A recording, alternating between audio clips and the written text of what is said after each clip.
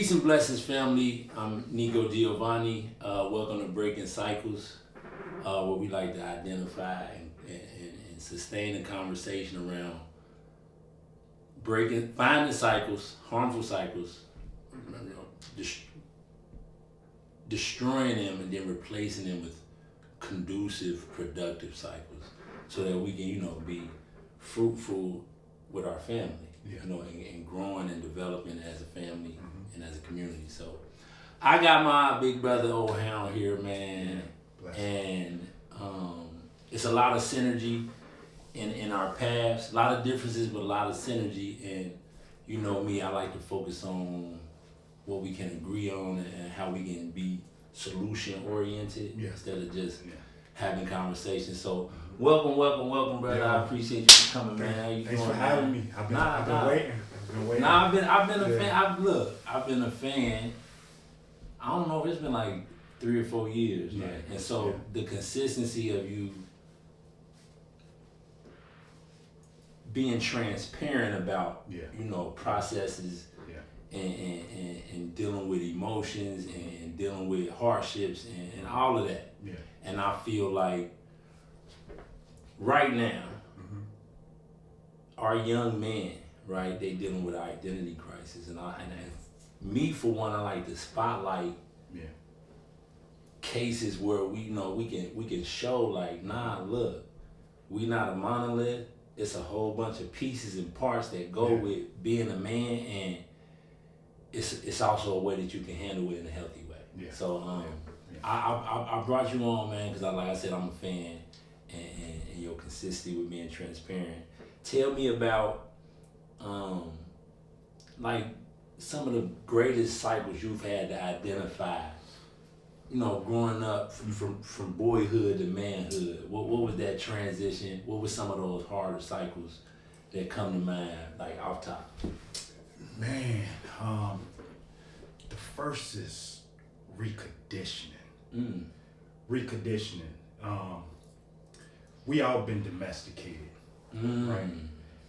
And what I mean by domestication, and a lot of people don't talk about domestication, is we born inheriting others' beliefs. What they do? Yeah. Nah, no. Inheriting other beliefs from religion to just our perspective of who we are, where we come from, the holidays we celebrate, what's right and wrong, right? And so it starts as a kid, from birth. We're born. We're given a name, and then you're taught right from wrong. Then you put in schools, and then you educated based off of the teachings of just the education that the books and things like that. So with me, and I like to speak, from self and my experience. Me too. Yeah, and it's you come to a place in life to where you start coming into your own, right? And so you start having different perspectives of life and what life should be like. But others' beliefs, the domestication kicks in, so now you're at war with yourself because you don't feel comfortable. I didn't feel comfortable with being who I am out of fear of being wrong for being who I am. And because when you're being domesticated as a child, your parents tell you, or whoever raised you, or even the teachers and the pastors and things like that, they say, you done this, that's bad, and you're punished. But then when you do what they say, you're rewarded. And so this is when the validation and stuff come in. We get conditioned from seeking validation because we're seeking that reward. And so now we just agreeing.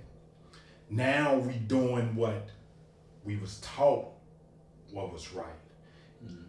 Expecting the award, expecting the applause and things like that. But when it doesn't happen, we start being hard on ourselves. It's a climb out of that. It's a climb. That's why we dealing with it in the later years. It's deeply rooted. And that. so that transition I made, and once I started making a realistic transition, finding myself, was first self-awareness, right? That I needed to make these changes, and self-awareness of who I am, right? And so in order to first change, you have to uproot what was already planted. Right. And it's in a way. And I've had so many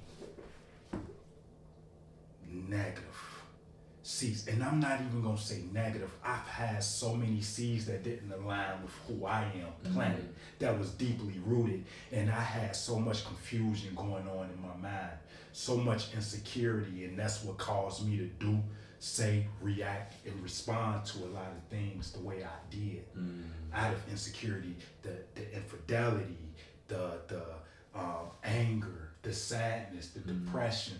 You know what I mean? All that came from insecure and me not knowing who I am. I'm glad you brought that up, because we were given a lot. Like, you know, when you were born in this black church, you had to be a Christian. A lot of us was baptized before we even knew what salvation really was, as you know what I'm saying, as a concept. So to your point, that climb out is what a lot of people deal with, that unfortunately some people succumb to. It's a pressure, like you said, to come into your own self. Like that's a basic intrinsic type of thing. Like that's a human nature. And so that's why this channel came about, because I know that there are a lot of narratives around what it means to be, you know, to have knowledge of self and love of self. And so I wanted to be organic. As a father, although I was given Christianity, I had no choice. Right? The Most High, He made a path to Him. Even through everything. My daddy was Sunni Muslim, my mama black church. And even when I was in prison, and I had a nation guy over here, and I had you know what I'm saying? I've always been in that conflict where it's a lot externally going on while I'm trying to figure out what's internally going on. So that's and so as long as we sustain this conversation, the young men, that's my whole goal for this, is to have a platform where they see it and it's okay. So, and we talking about the youth and being a father. Myself to a 25-year-old. My son is 25 and my daughter is 15. Look at him, bro. Look at him, bro. I'm OG, real loud OG. But no, like, my son is 25 years old, and my son is going through, you know, finding himself, going through him being married and going through divorce and a failed marriage. I learned so much from my son as well as I've been on this journey, right? But I get to that. But the youth these days have inherited pain. They have, many of them have inherited brokenness, have inherited depression, have inherited like just the struggle. See, we get so conditioned to struggling that our mindset is like this what separates those who have and those who don't. It's the mentality, right? And a lot of us grew up in a mentality of survival. And when you're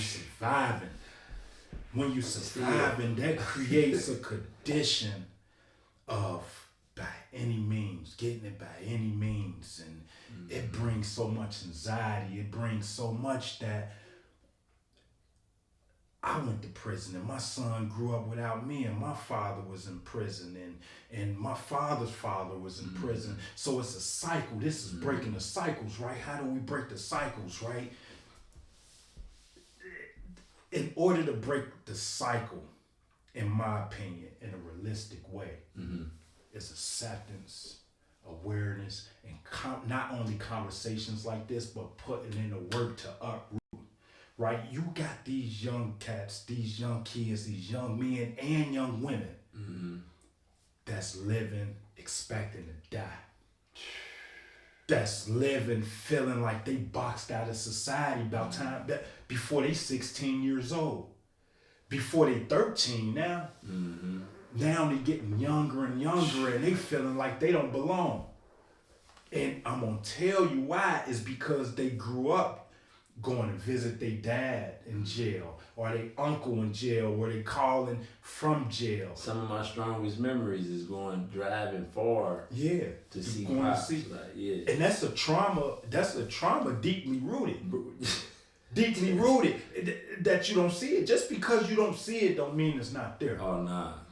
Just because you don't see it don't mean it's not there. And so a lot of ways that we react, respond, and our actions is not from this particular situation that we dealing with. It's something being triggered deep down inside that long driving to the sticks. Because I remember being 11, 12 years old going to see my brother when he was in DYS in Indian River and coming from the hood and driving all the way to the sticks through London, Ohio, going through the stick and being subject to going through metal detectors and that shit stuck with me.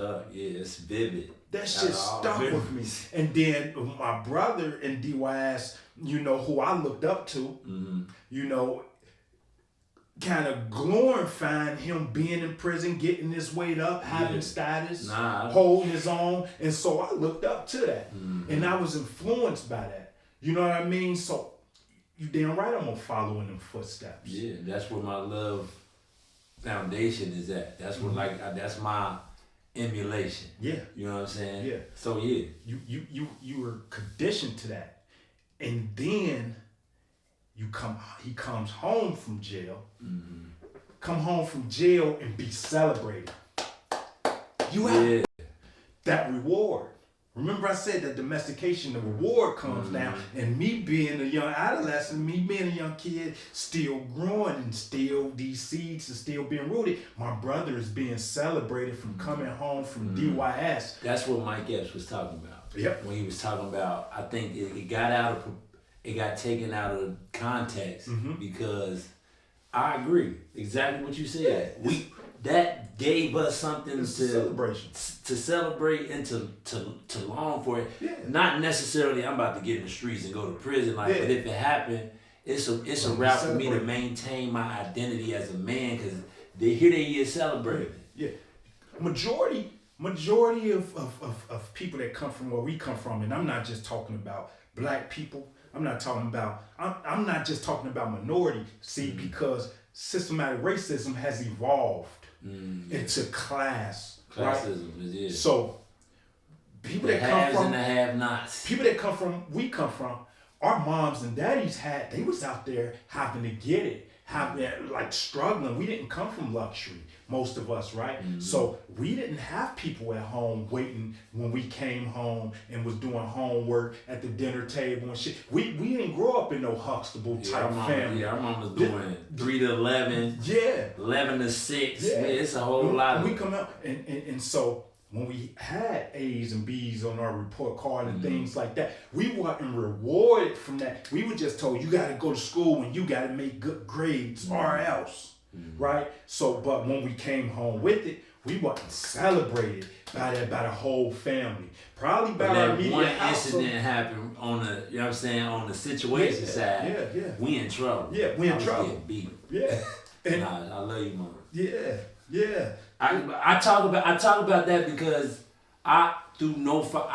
look, we here to break cycles and you hand it off. You make it easier for the next generation. And a lot of times I'm giving a lot of grace because I'm understanding as a parent, like you can't give what you don't have or you can't teach what you don't know. Exactly. And so when you think about that, I don't put no fault on any of my parents. Even my father who wasn't there or when he was in prison and he making more siblings that now I gotta reconnect and have a relationship with and it's just hard. But I feel like the universe is dealing with him. Yeah. I don't gotta, and then giving access from my sons to him is to their benefit, regardless of my feelings. It's not your responsibility. It ain't. That's pressure that we hold. Listen. And now everything's so fucking heavy. What's been vital to my growth and to my transition into manhood? Cause see, I'm 44 years old and I'm just now learning how to be a man. I literally just told my nephew, like, he 25. I'm like, bruh, nobody had it. Like, man, I'm just now figuring it out, brother. Keep living like you 25 years old. You have no worries. You just stay free, alive and free. Me Yeah. But what's been vital to my growth, man, is me stop taking things personal. No longer taking things personal, man, and not carrying how somebody else feel, someone else's perspective, or even have someone else treat me, whether that's family or not. They have to deal with that, like you just said. The universe is going to deal with that. They have to answer that, deal with that. And because I'm starting to understand people's perspective, you don't know. You can't do what you don't know. Exactly. You know what I mean? So I understand that now because I used to hold that resentment towards my father. Yeah. I used to hold so much resentment and anger and so much sadness was inside of me that held me captive for so long, right? I'm done with that. Yeah. I'm done carrying that, right? And real quick, to go back to this point, my brother come back from jail, he celebrated. And I'm like, shit, in my mind, subconsciously, I'm like, shit, so if I go to jail, I could be celebrated too. I want to be celebrated and loved and applauded, and my mom and my dad and my grandma and them tell me good job. I want to receive that love that we receive Bill and a great job and they come home and everybody getting together doing dinners and shit like that. That shapes you unconsciously. And so therefore you move in disregard for any consequences, for anything, because that reward right there is what we seeking. And the issue with that is now the distance from, that misdemeanor or that F5 and that F1, everybody got switches, everybody are without the tools to manage mental health in a proper way. Yeah. And I wanted to segue because a lot of what I talk about is making sure that self-care is like ingrained into a system of your life, right? Because it's just like a car. Like if you just gonna drive it, no oil change, no tire rotation, no nothing, it breaks. And that's what happens when you drive it and you happen to get into a, you know what I'm saying, you dead. Yeah. Or were you in jail? Like so I got nephews I'm talking about football numbers, right? And the odd thing is, some of them, I'll be home when I'm 44. But that's 25 years from now. Like, you know what I'm saying? Like, I think about 25 years, like, my son gonna be grown. I'm just saying, like, you got a 25-year-old son. And so, it's my biggest goal right now is to make that connection, right? Yeah. And pull them over. Because somebody pulled me when I came home. It was my uncle Schnazar. Shout out to Schnazar. He was a manager, sales manager up at Jeff Weiler, and his idea was, if you can do the streets, you can come flip these cars for me, and I can now show you how to start thinking wealth. You know what I'm saying? And then so I got up there and I'm like, it is some money. And now we're talking about houses and credit and these conversations didn't have access to in the realm that I was in, and big up that he did it for me, he did it for many people. Like, and so now I'm able to say, like, me and my brothers, we have families, we building futures for our kids, like, and so it take a person to make that connection, and I think that's our job as men. It's our duty. It's our duty for sure, because it's a lot of people don't think it's possible. I took my brother and my childhood friend, man, to Bengals game Sunday. You know, he never been to a game, living in Cincinnati all day life, never been to a game or nothing. And my guy, shout out to Nut, he was like, we was in the club seats, and when we first walked into the stadium, he had so much anxiety being around so many people. I'm talking about 46 years old.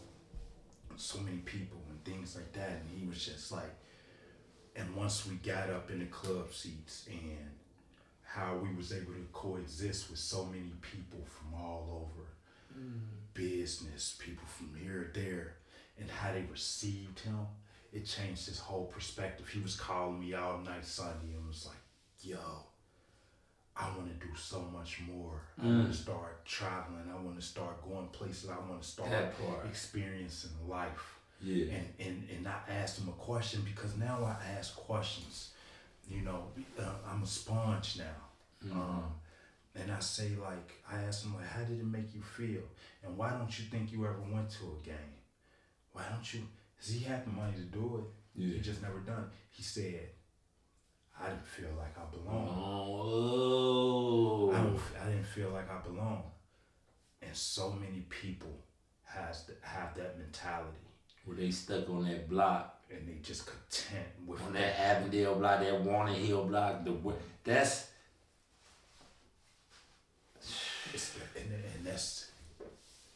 just all it is just a chopping block. It's just almost like how they send the pigs and the cows and all the shit that get eaten. They just line them up and just run them through.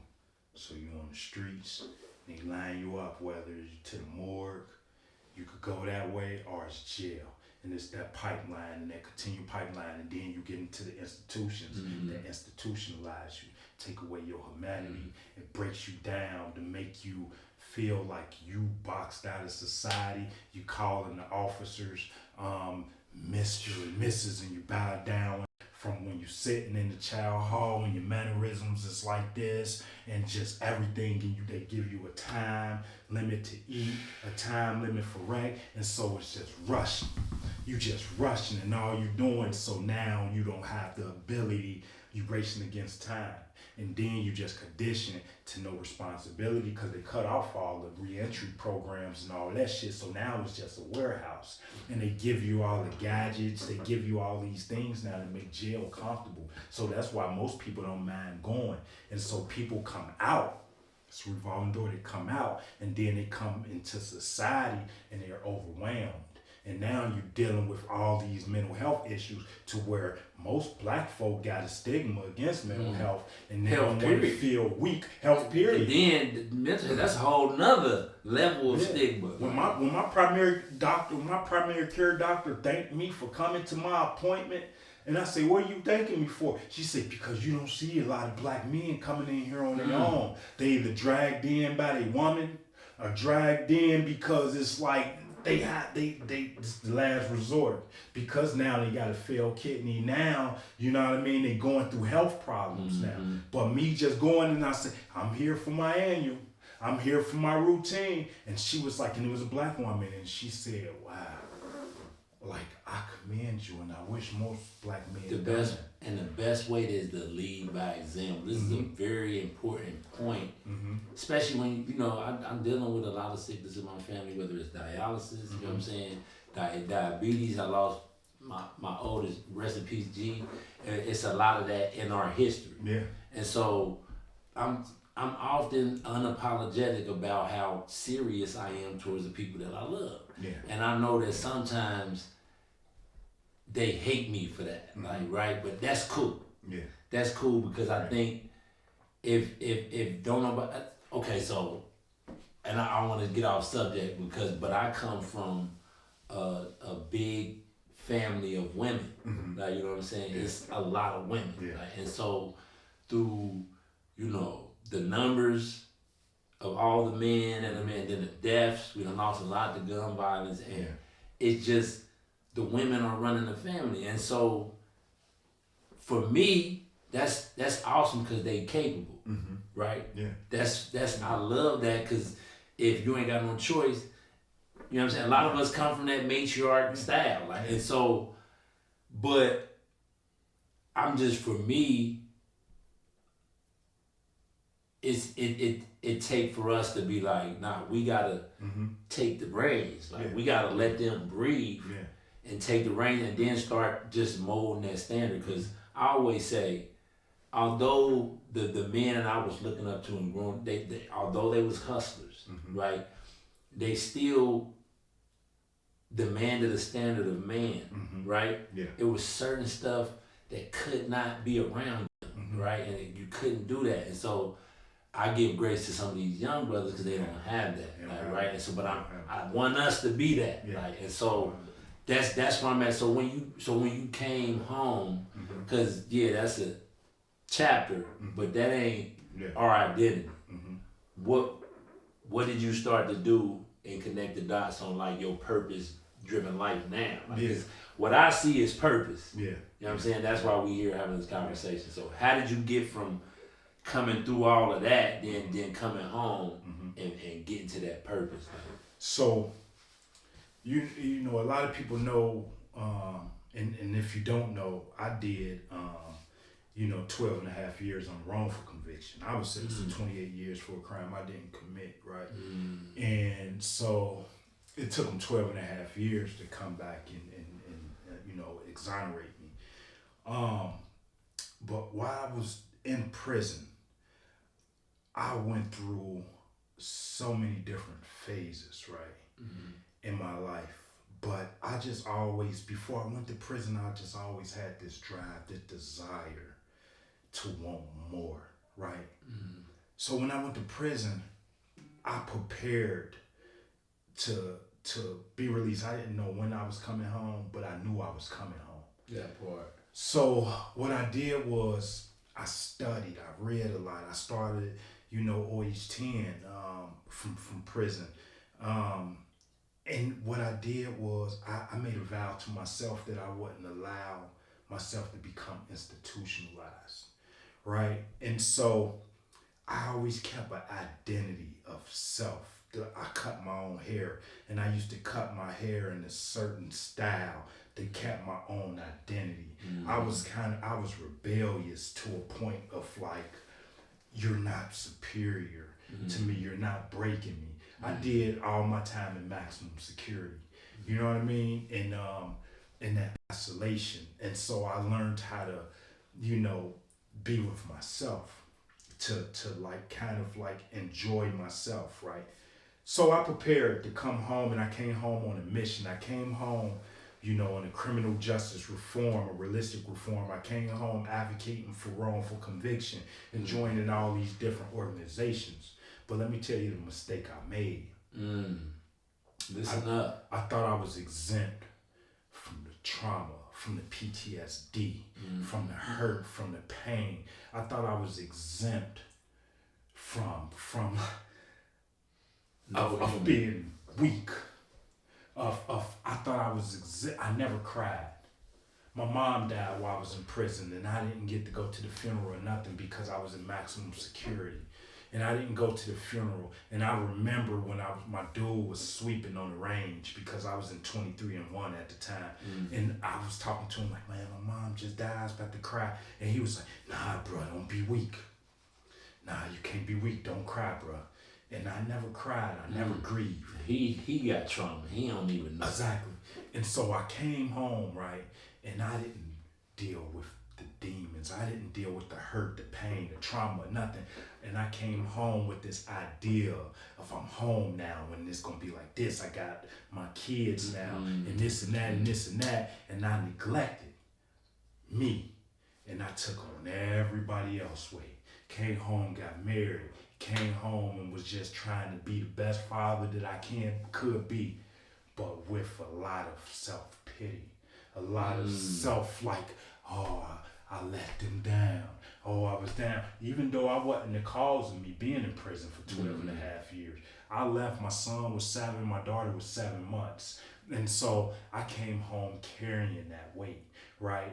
And so I neglected that. And I thought I was Superman. And then I got a job at the car dealership and all this and that, working 60 hours, coming home trying to be a husband, trying to be an advocate for the community, an advocate for criminal justice reform. I'm here taking jail calls, doing all this for everybody else. me.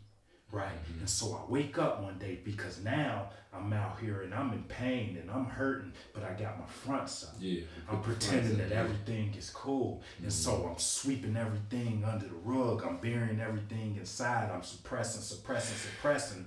And so now it's coming out. Now the dreams is coming. Now I'm having this deep down depression. My eyes is puffy, but I still gotta hide this front because I needed the validation. I needed that reward. I needed that celebration to continue in order for, that's the way I felt loved and accepted and validated, right? And so now I'm having this anxiety and it comes out of nowhere, and it didn't happen till like 2 years after I was home. And now I'm having marital problems. Now I'm having problems with my children because now I done created dad got me, and the only time they calling me is if I'm giving. Now this person calling, I'm giving. Not to give because to look out for people. See, I was doing it and giving for the wrong reasons. I was doing it because compensate and to fill that void and that love. And so now I'm drinking. Now I'm drinking when I wake up in the morning. Now I'm a functional addict. Now I need Adderall. Now I'm doing dipping and dabbling in this. Now I'm going ziggity boo. But I gotta keep these fronts up because I don't want the world to see Hound. I don't want the world to see me down. I don't want the world to see what I'm going through. And I was self-destructing. And then my marriage failed. And then it got to the point where my kids never seen me sober. And now I'm a functioning alcoholic, and I'm just like, yeah, it is what it is. And now I didn't cause damage along the way. Yeah. I didn't cause damage. And when you're a naturally good person, a good heart, and you causing damage to people, that's an added weight. Because that ain't the intention. And so you just ain't got the tool. And so now here I am. I'm all alone because the people that really love me and the people that really matter, I ran them away.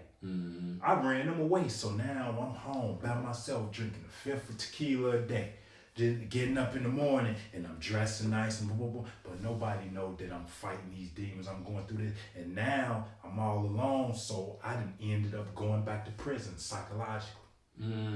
Which is...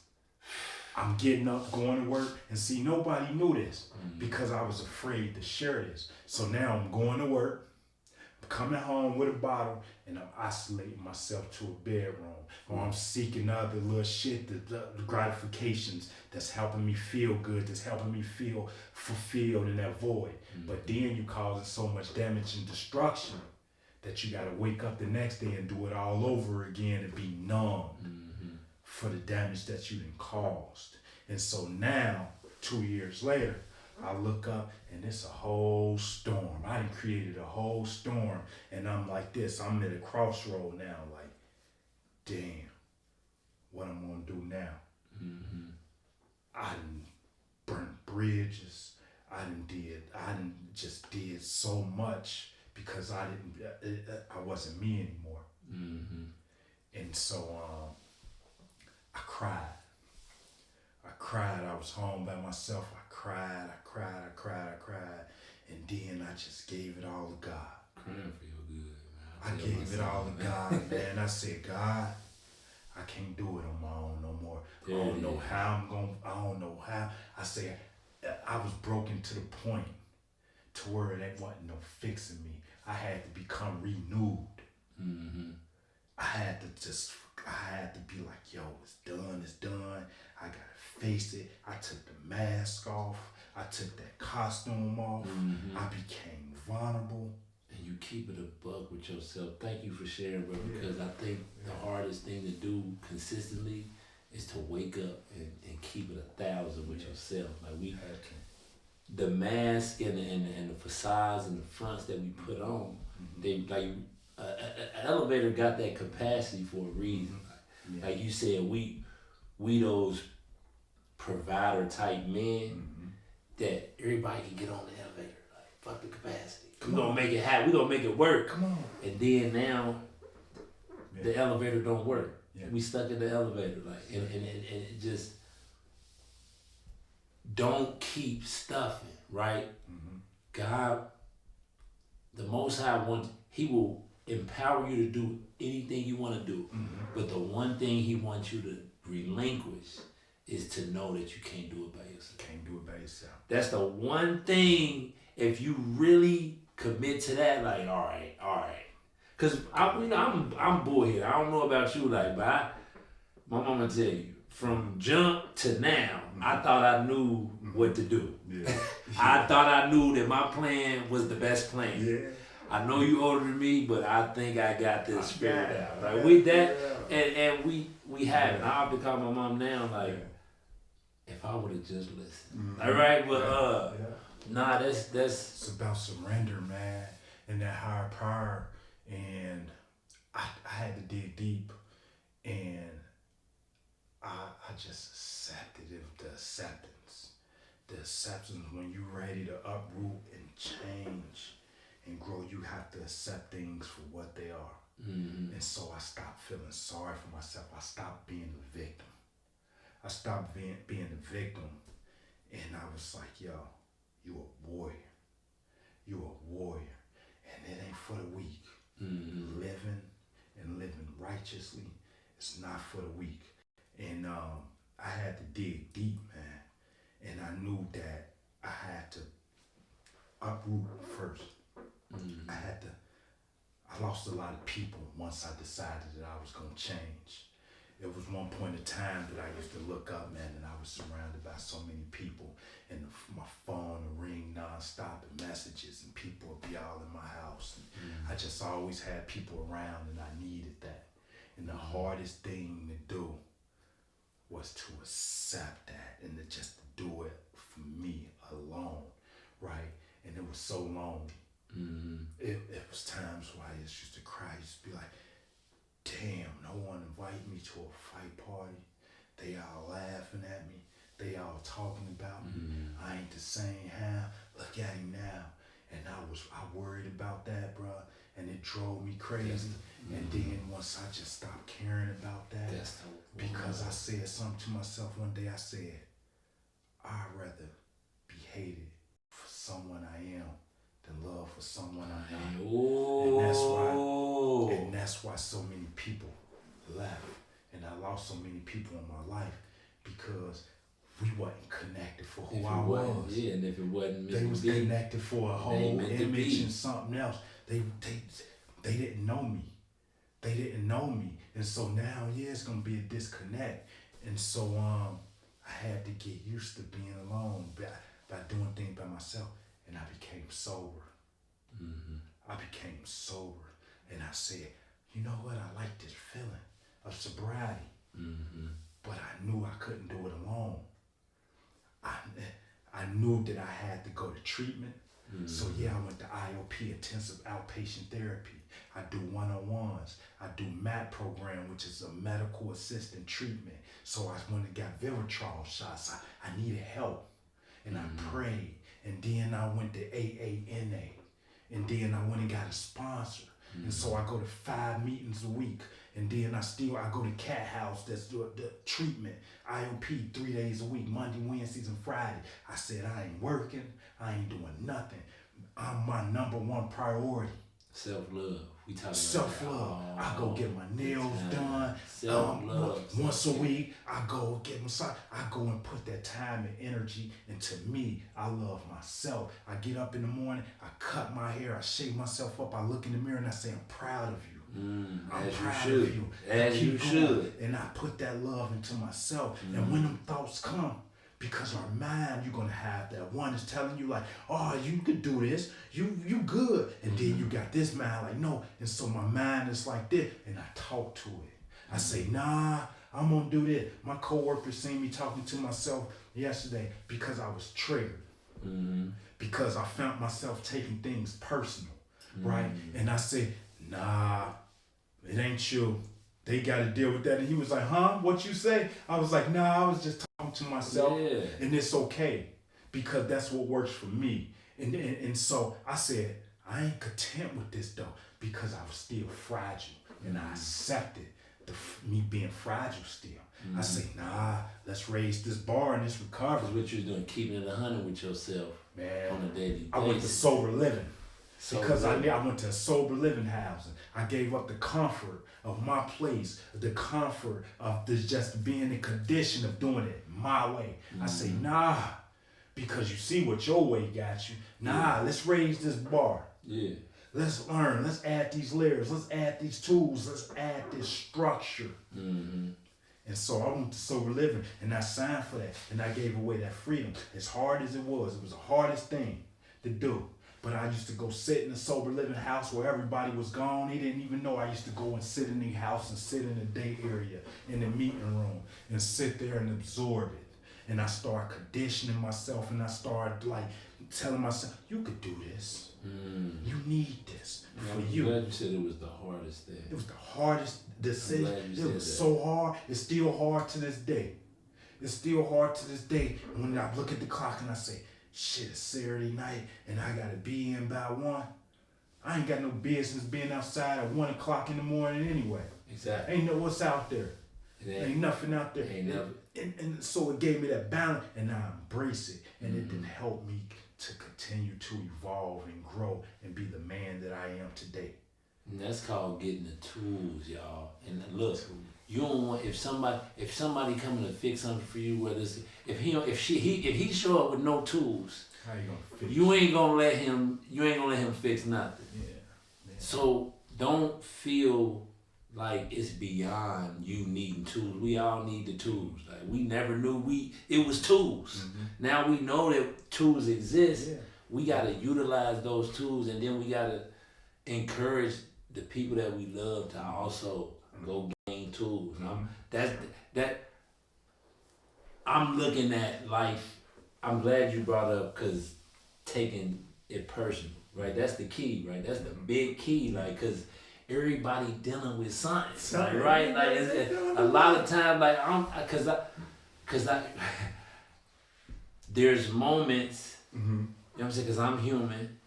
I try to keep a zen state, but it's these moments, like then in the moments, you know, especially in traffic, I say, I'm the most zen person, and where's the devil? He is in traffic, right? So, but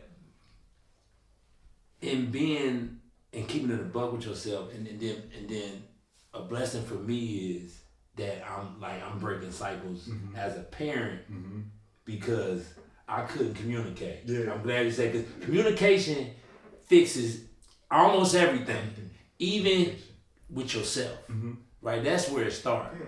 But my kids, I allow them to have a strong voice, right? Expression. And not feel like dad is above reproach, right? Because we be fucking up, right? Because again, we are dealing with trauma or not dealing with trauma. We don't even know that we have. And so I noticed, like, you know, a couple years ago I was yelling, and then my daughter was like, she told my wife, like, I don't like when Daddy the Hulk broke my little heart to pieces. Yeah. And so I went to have, she 3. I went to have a conversation like, you just like the Hulk. No, I don't like the Hulk. And I'm like, I cried that night. And I made a vow. I'm talking to me like, hey, you gonna have to check that at the door, like, cause it's my only daughter, like, and so, but I noticed that when I pulled back from, you know, cause that's my mom was, it was tough for me and Broski, but I'm making a difference. And so in that exchange of me allowing them to have a voice, a lot of time the Most High check me through them, like, and I hear from the back, Dad, you need to slow down and let it go.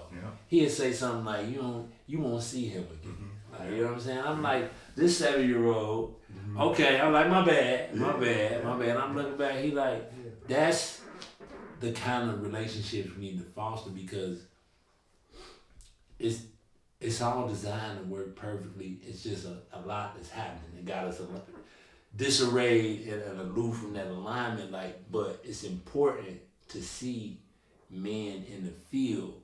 And when you talk about wrongful conviction, right? I did my crime, right? So I think prison saved my life, right? Because I was doing all of the wrong stuff. And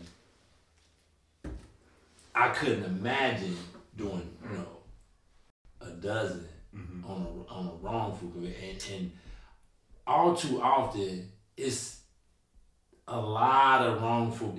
So many exonerations, like you lose count. Like more than you know. We got a national innocence conference that we do once a year. Okay. We got this year is going to be in Chicago. Ooh. But you go, and I advise everybody to go to this. When you go to this thing, you see people from all over. It's so big that you have Japan. Japan got an innocence project. Okay. It didn't grow. You see thousands and thousands of people from everywhere, all different race, colors, everything. And it's like once a year we all get together and we all recognize and we all celebrate it, man. And it can happen to anybody. Mm-hmm. It can happen to anybody, man. When they got that tunnel vision and they want this conviction, they gonna do whatever they gotta do to get it. And it happens a lot in Ohio, especially Cuyahoga County and Cleveland. Mm-hmm. It's over 50. We got over 50 exonerees right now in Ohio alone. And that's not including the people that's still inside. It's tough, man. It's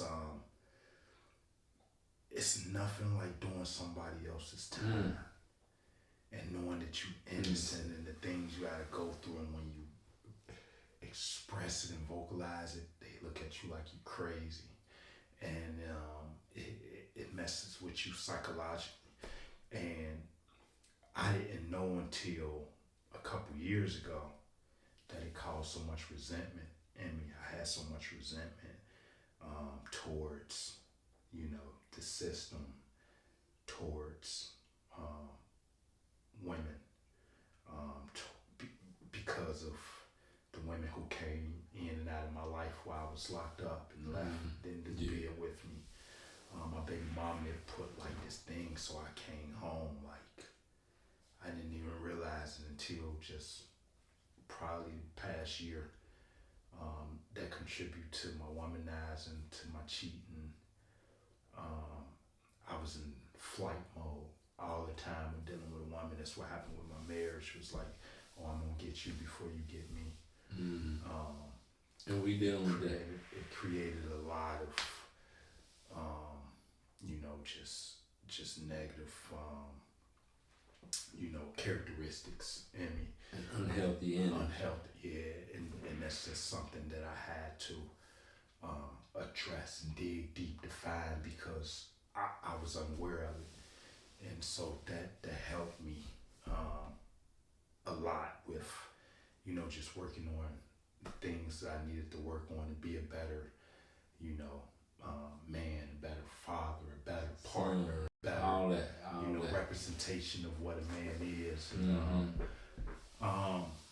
Yeah, but that shit is tough, man, and a lot of people go through a lot of psychological things when you go through that wrongful conviction, because it manipulates you in a way of like just going through the system. You like just going through the motions of the appeal process and just how long that takes, and then the denial. See, I was on my last thing when I got exonerated. I was my habeas corpus. I was in the federal, so I exhausted everything in the state. So the state was like, yeah, you got married, but the fact finder, because I was tricked into going into a bench trial.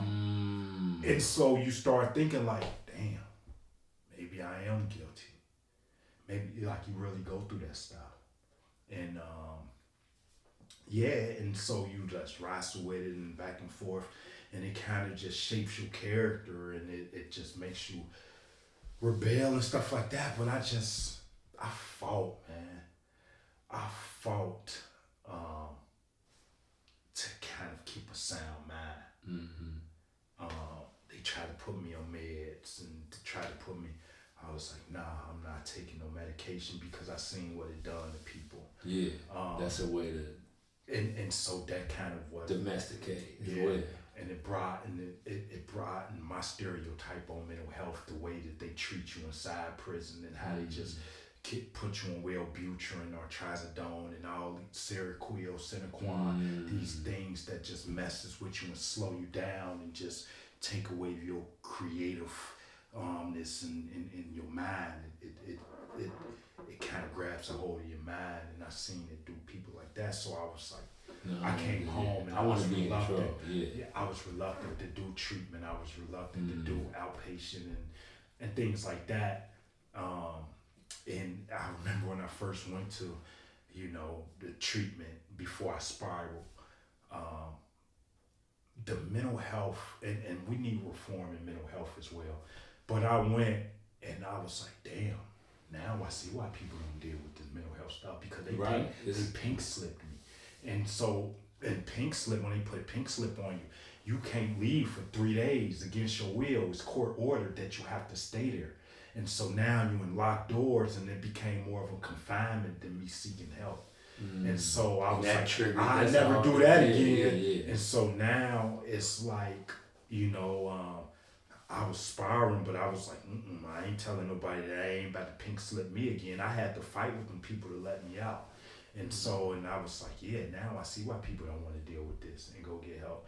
And so how do we create a different narrative to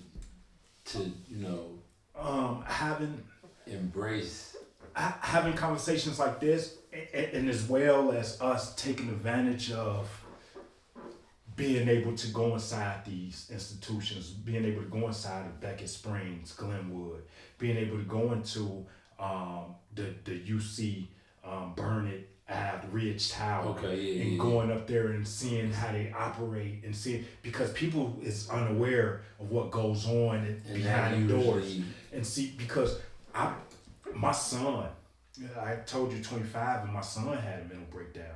My son is active duty in the National Guard and everything, and he went through a mental breakdown. And my son told me, he said, Dad, my son tried to commit suicide, and once he started going through his divorce and all that stuff, and they told him he couldn't see his kids. My son is a hands-on father. My son was like, I had no desire to live. And he got to that point because he said, I lost the desire to live for me a long time ago. And once they took my kids away from me, I felt like I had nothing else to live for. And so my son ended up having to go to Ridge Tower, UC psychiatric thing for 5 days. And so I was going to see him every single day. And that was my first time being behind them doors as a civilian. The other side. And I had a whole different perspective. I was like, shit. And so you go up there on the floor when you go in and visit somebody, and you take the food, and you in there amongst the residents, and they was just walking through medicated, and me and my son is sitting there, and I'm just going every single day, and I'm sitting there for hours, and I'm building with my son. And that's when I learned as a father, as you just stated a little bit ago, is to allowing our children to express. And stop taking it personal, and stop offering a rebuttal and say, no, son, this is how it should be. No, think about this. I started listening. At that moment, I started listening to my son, and that's how I got to know my son for who he is and not for what I want him to be. And that's what they dealing with. That's what I mean. In mass. And once I did that, my son talks to me about everything now. And because I don't offer advice, I let him express. And what does that create? That create a pathway of information to where we can sustain each other. Exactly. We're supposed to be able to. That's why access to my dad, regardless of what I felt long ago, it's important to me, not just him. Like it's important to me. It's important to my sons. It's important to everybody involved. And it's not. Thank you. It's not my responsibility. It's not your responsibility. I already do too much. It's not. I don't want to have to. Don't put nothing on my plate. Listen, please. We add stress, and we carry the stress and become overwhelmed for problems that's not even ours. Like we just, when you take something personal, and you carry that, and you allow that to make you angry, sad, disappointed, all that type shit, you need to check yourself and be like, hold up, wait a minute, why am I mad? Look, I had a stint where I was dealing with alcoholism, right? And a person from the outside looking in probably would have been like, "No, bro, you know what I'm saying? That ain't never happened." Like you said, it's masks we put up, right? And then I come from a family who it's heavy and it's deep. A lot of drinkers, and then so the generation under, we had that to look at, and we started to try to run away from that, right? Yeah. And so and trying to just not deal with, cause some of this stuff do pass through DNA. You know what I'm saying? And you gotta deal with it. You gotta confront it, or it runs rampant. Yeah. So, and running away, I start fake casual sipping, right? Fake. Now it's 1 p.m. and I got my margarita again, and it took, because I'm in the gym. I'm trying to stay healthy. And it took I was able to see I don't feel good no more. Consistently. What am I? What? Why? And so I had to confront that this is something that if I don't mitigate or try to create a solution, then it will take over, right? And I'm glad we had those examples, and that's the point of what we're doing here and having these conversations, is that they got a platform and a reference point to, because we all still figuring this. We all still figuring it out. Don't nobody know nothing. Okay? Let's just start with that. Don't nobody know nothing. And let's all just try to heal the best we can in positive ways. And you cannot do that if you think that you don't have a problem. If you think that there's not trauma that you don't know about. You're living with. You know what I'm saying? You don't even know. And everybody human. So ain't nobody. I like when Lauren say all of Adam. When I say Adam, I'm talking about nobody is exempt. We all got to deal with this. And so I'm glad though, because I always come back to, the Most High. Well, he ain't gonna put on nothing you can help. And then I feel like life is experience and breaking through that. Your bandwidth, your capacity, what you think is your limit, you gotta push through that, right? And if you don't, then that's that feeling why am I so stuck? And a lot of people think it's here physically, but this easy to manipulate out here. It's plays, especially now. In 2025, we can make a money play. We can get, you know what I'm saying? We can run for office. We can do a lot of stuff. But if you don't go internal for the introspection and do the shadow work, as they say, then you're going to keep failing. I guarantee it. From experience, let me tell you. Tell them, bruh. Because you got to do the work, and then you got to go get the tools, and you got to go talk to the professionals for those tools. It's important now. I always say we threat sensitive as a community, which is history tell us a crazy ass story about how we've been dealt with. But in being threat sensitive, we also got to be opportunity sensitive, which means if we got access to information, we need to be informing ourselves and creating. That's what our God body is. When my East Coast brothers, peace God, peace earth, all that, I love that. I love y'all. And I think that the natural, real translation of that is we all got access and the capacity to create the exact life we want here right now. We our own universe, but it starts with decisions and it starts with yourself. How you think. If you wake up in the morning with the mentality of, fuck, I gotta deal with today. That's the type of day you're gonna have. That's what you're gonna try. If you wake up in the morning and you get up and you say, today is gonna be a great day. Today is gonna be an amazing day. Today I will. Today I am. Watch this. You pick that bill up. Listen, when you wake up in the morning, don't grab no phone. Don't grab the frequency. Don't grab and read no text that's gonna shape your day. If you running late, man, you just calm down. You take a deep breath. I get there. It's all good. And then you just go, because once you running late and you rushing, then you going to be in traffic. You're going to go and you're going to pick up your coffee, your order going to be wrong. You're going to be like, damn, man, this one thing got to another. It's going to stack. But if you wake up and you say, I am thankful, I am blessed for waking up this morning. That's my favorite. I woke up this morning, watch this shit, just watch everything that comes your way. The frequency. When you on that frequency, man, you going to interact with people that's going to come into your life, man, things is going to happen. That's what separate those who do and those who don't. It's that mindset. It's that feeling. You can have a thought. Like, oh, fuck this shit. But you have to counter that and be like, I ain't about to feed that. Push through. Everything is balanced. Feed that. You need those thoughts so that your positive thoughts can win. Without the negative thoughts, you can stay stagnant. Like, and that's balance. That's night and day. That's her and him. That's bad and good. Like, we trying to sustain. So I'm not looking for my kids to be perfect, right? Yeah. I just want solution makers, right? Problem solvers. Like, other than that, I really, my mama made a very good example on how to parent. Cause once I was, me, you do you. She ain't trying to control nothing. Whatever you're doing.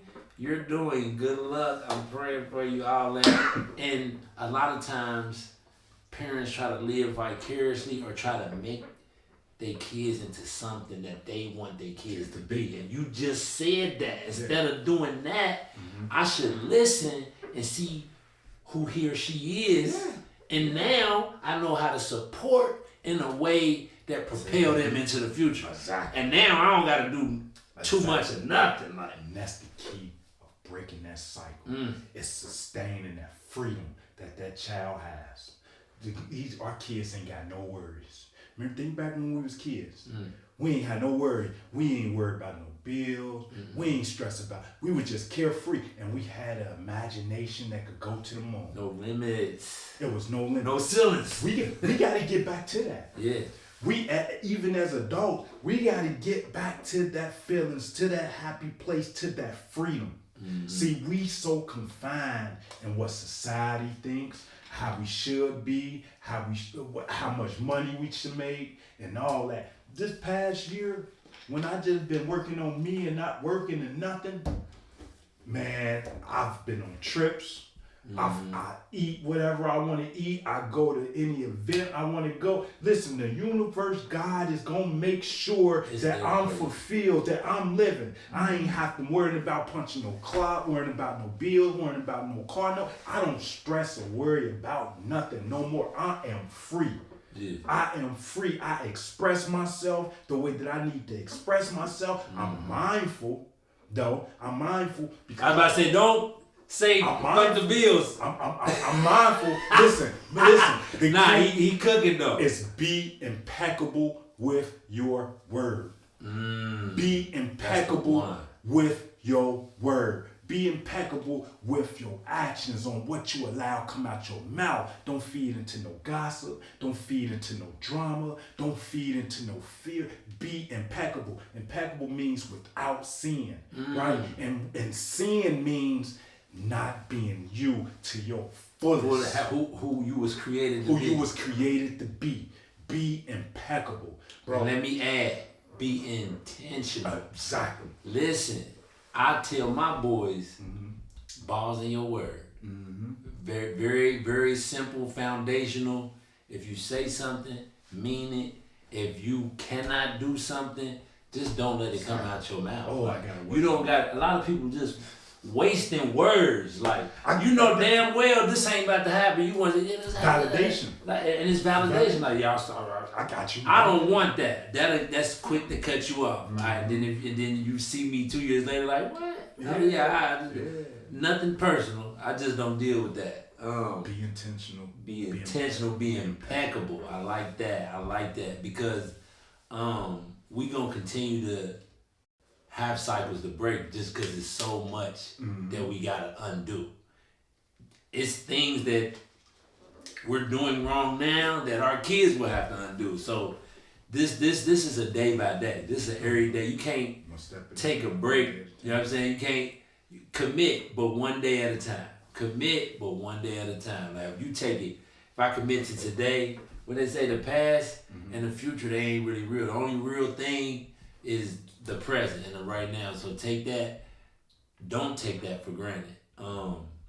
So is it artistically? I just want to, because we touch about self-care and art a little bit on here because these are outlets that we can kind of mitigate our mental health success and just overall health. What kind of self-care routines do you implement for your life? Because it's young men out there, young women out there, they like, how do I take care of myself? Yeah. Shout out to the barbers that's getting it, get it how you get it, right? Get it how you get it. There's a few barber friends I mess with, all that. I pay too much. Listen. listen. I got something that I could tip. Get you a clipper set. I believe every man should have some clippers and some trimmers. If you don't know how to cut your hair, butcher your hair, listen. Because that's so therapeutic.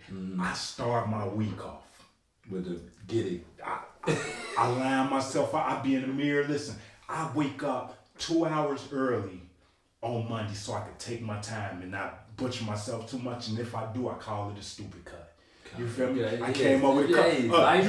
You know that's you kind of missed the spot. Happens. I know this is a stupid cut, but it's listen, cool though. It's so therapeutic because I got that time to put that time and that self-care and that love into myself.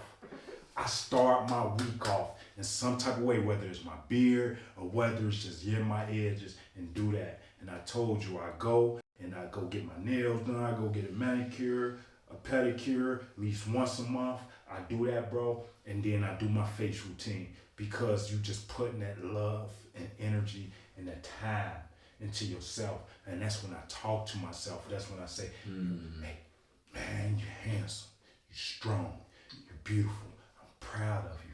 I use that time to, my manifestations and my affirmations. You do that. Everything. You need this. Time, I start my week off with that, and I feel so good. I feel so confident, bro. And mandatory, if you got little babies, man, start their days off with basic affirmation, positive affirmations. It go a long way to like you said, to a kid, because words, they are very effective. When you put them into the universe, they got an energy, right? Yeah. And it's this thing called reciprocation, just. You wonder why you get a call that your kid is being bad at daycare or your kid is being bad at school. Just stop and don't be quick to judge the kid. Right. Maybe look at yourself and see, what did I feed my baby this morning? Was I rushing my baby out the house talking about some, come on, and put them on, we gonna be late and we gonna be this? Or be mindful of your energy that you was bringing that probably affected that kid, because I think back when I was a kid and the times I had bad times in school, it was my mom rushing, it was my mom stressed out, depressed, all that shit, and I took that and I carried that, and the way I expressed it is I act out.